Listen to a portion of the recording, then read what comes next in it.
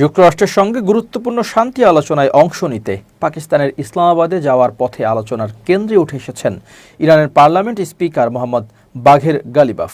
কারণ তার বহনকারী বিমানের ভেতর থেকে প্রকাশিত একটি ছবি সামাজিক যোগাযোগ মাধ্যমে ব্যাপক আলোড়ন তুলেছে। ছবিতে দেখা যায় বিমানের ফাঁকা আসনগুলোতে সাজিয়ে রাখা হয়েছে মিনাবে নিহত শিশুদের ছবি, রক্তমাখা স্কুল ব্যাগ, জুতা ও তাদের ব্যবহৃত বিভিন্ন সামগ্রী। গালিবাফ নিজেই সামাজিক যোগাযোগ মাধ্যম এক্সে ছবিটি পোস্ট করে ক্যাপশনে লেখেন, এই ফ্লাইটে আমার সঙ্গীরা মিনাব 168।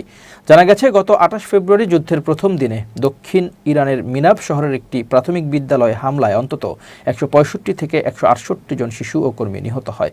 এতে আহত হন আরও শতাধিক মানুষ। এই হামলার জন্য যুক্তরাষ্ট্র ইসরায়েল জোটকে দায়ী করছে তেহরান। বিশ্লেষকদের মতে, পাকিস্তানের যুক্তরাষ্ট্রের সঙ্গে আলোচনায় বসার আগে গালিবাফের এই প্রতীকী পদক্ষেপ কেবল শোক প্রকাশ নয়, বরং একটি শক্তিশালী কূটনৈতিক বার্তা। এর মাধ্যমে তিনি বিশ্বকে স্মরণ করিয়ে দিতে চেয়েছেন যে যুদ্ধের মানবিক মূল্য ভুলে গিয়ে কোনো আলোচনা হতে পারে না।